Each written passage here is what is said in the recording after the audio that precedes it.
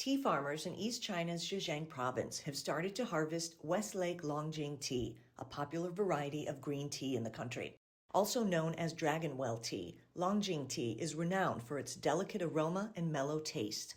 Tea leaves harvested from the scenic West Lake region in Hangzhou, the capital city of Zhejiang, are considered amongst the best.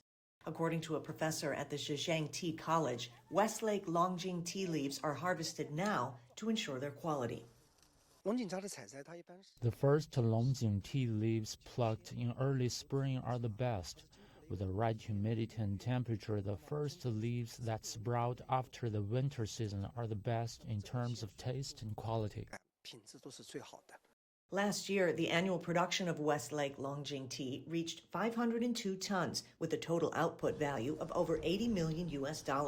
With improvements in tea plantation management and tea picking and brewing, the total output value is expected to increase in the future.